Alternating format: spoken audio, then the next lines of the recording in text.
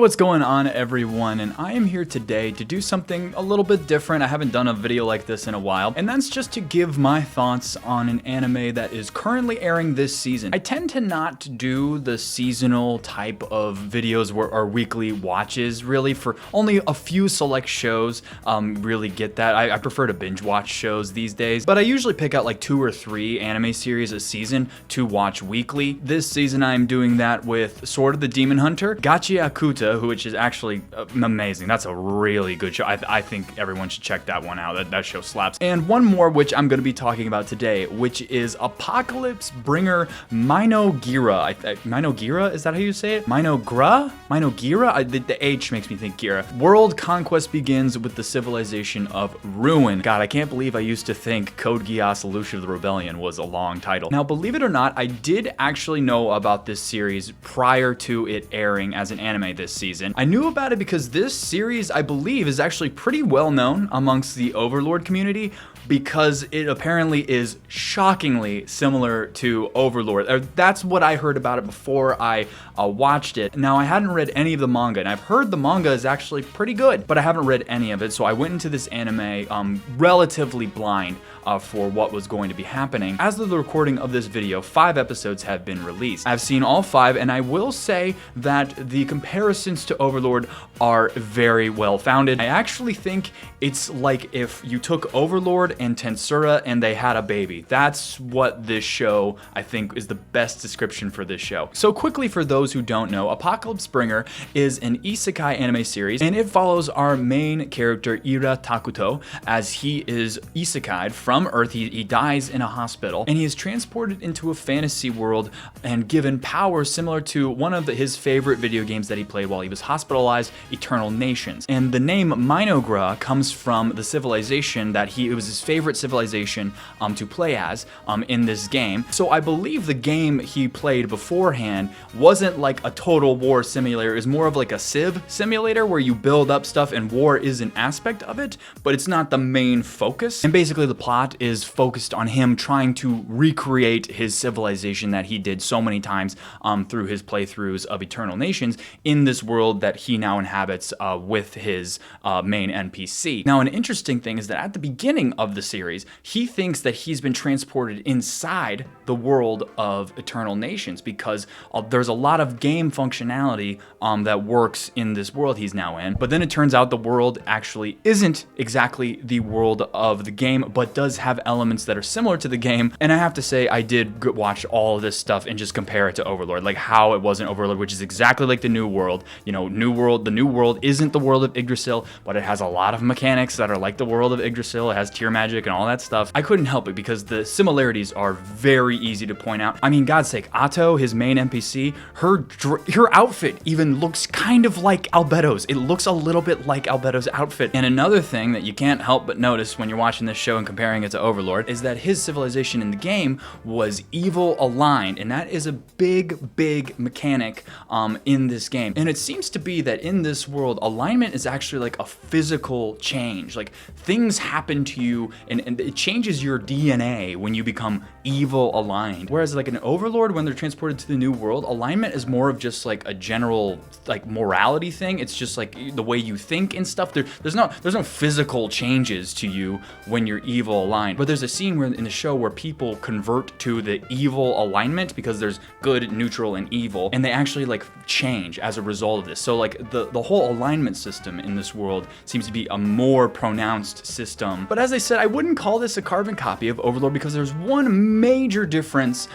in this show compared to Overlord. Whereas in Overlord, he is transported with all of his guild. He's level 100. He has his guild base. He has all the world items. He has all the level 100 NPCs. You know, he's starting from the top. In Apocalypse Bringer, he's transported to his world at the beginning stages of his game, and his civilization is notorious for having like the hard starting position. And that fact dictates a lot of his mindset as as he goes forward. And I have to admit, guys, for the first part of the first episode, I was really dubious of this. I wasn't sure how this was gonna go or what kind of vibe, because I read the thing and it said they were all evil aligned. And the opening also made it seem like this was gonna be a dark series, but I just wasn't getting that vibe. Because another thing in this show that I really like thought about a lot, in my mind I was like, oh man, I bet Ainz wishes he was in this situation. Ato and Takuto are both completely self-aware of the fact that they are, you know, from a game, and they talk about game mechanics, and also Ato, his NPC, is aware that Takuto is like just a gamer, but like she's aware that he's like putting on an act, and they are also kind of putting on acts together. Like they are partners in the fact that they are putting on acts for the people that they are going to control in their civilization. But like when they're alone, it's just them talking together, they talk like normal people. Thinking in my mind like, oh my god, I bet Ainz wishes he could be in this situation so much, because he's mentioned so many times throughout the series how he wishes he could have a normal conversation with someone. So the first half of the first episode was like really lighthearted, and I wasn't sure how they were gonna go with this, but then we switched the perspective of some natives of this world meeting Takuto, and Takuto is presented as this like eldritch Lovecraftian like horror being. Then that's what these people are seeing him as. I was like, okay, so this is what he actually is to the relative to the world he's been transported to. And that's where the whole evil alignment thing comes in, or at least that's what I think so. It does seem to be affecting him somewhat. I think it's too soon for me to conclude if they're going to make that a major part. Takuto, maybe like, you know, him adjusting to whatever he is. I don't know if he's a human or what, if he like race changed when he went to the new world or whatever he's in. At least that's how the anime shows it. He is some eldritch abomination, so he doesn't appear as human. It does seem like his mind has been altered by this change, or maybe that's just how he is, how he always was. You know, that's another interesting kind of question I've thought about as I'm watching this show, is like, has Takuto changed, or was he always like this? Which once again, you can't help but draw the parallel to Overlord and how Ainz's mindset and how he adjusts to no longer being human, which I think is one of the best aspects and most interesting aspects of Overlord, and it's also reflected in this show as well. But yeah, so the major thing is that he's starting from zero and building himself up, you know, using resources, he's managing personnel, he's, you know, taking in citizens. The world is a lot more gamic than it is presented to be in like Overlord, where it's all very organic and real life stuff. There's still a lot of game mechanics available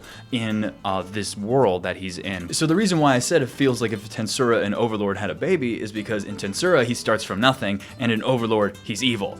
So you combine those two things and you get Apocalypse Bringer Mino Gira. So the story and the elements that are Overlord-ish and stuff like that, like I'm all about that. This does seem like an interesting you know, show, and I am intrigued to see what they do with these things that they've introduced in the first 5 episodes. I will say one criticism of the show is the animation it's not very good. It's definitely pretty choppy, and there's definitely some symptoms of floating PNGs. There's a lot of that. The animation, unfortunately, is not very good, so that's something you're gonna have to kind of deal with if you want to watch it. The music though is great. I mean, that opening is that opening slaps. Actually, this whole season has a lot of good openings. The new Dandadan opening was awesome. The Gachiakuta opening is amazing, and Apocalypse Bringer Mino Gira has an amazing opening as well. Lots of good openings this season. If you want to watch this show, you're gonna have to deal with some rather poor animation, I'd say. But I would say this show would probably resonate with a good amount of Overlord viewers. Definitely doesn't seem like Takuto himself is at the forefront of a lot of the action, though. Like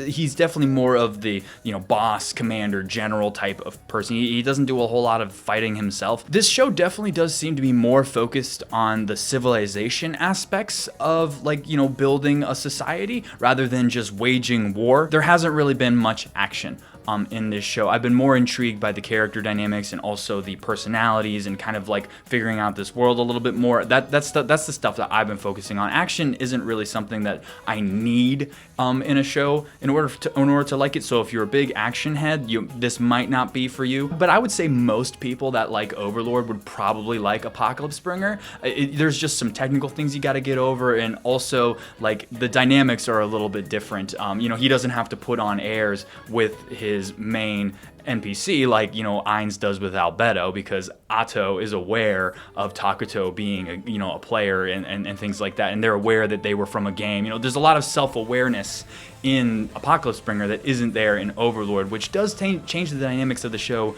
pretty heavily. I think I heard someone on Reddit call this show Overlord Light, which is a great way to describe it. It's Overlord Light. It's a little more lighthearted. It still has some dark things in it. It can go dark like Overlord can, but it's more lighthearted overall, I would say. And also he's starting from zero as opposed to, you know, Overlord, you know, Ainz comes in as this unkillable god already, but that's not the case in Apocalypse Bringer, which does add a layer of interest that is basically non-existent in Overlord because Ainz has like no threats. In Apocalypse Bringer, there are actual genuine threats that do exist or appear to exist. I'm not entirely sure on that. We haven't explored the world that much. Okay guys, so I'm done running my mouth, but I just want to end off by saying that I think anyone that likes Overlord should at least give this one a try. I can't guarantee you'd like it because you might like some things about Overlord that don't exist in this show, but I think it's worth at least a try for the Overlord clone that it has been lauded as. So guys, what are your thoughts on Apocalypse Bringer Minogira? Please leave your thoughts in the comment section. You know I love to hear from you guys. You know I love to hear what you think about things. If you want to see more like this, you gotta like the video to let me know, and please subscribe to the channel if you aren't already. It'll let you know when I post in the future. With that being said, I want to thank you all for watching to the very end of the video,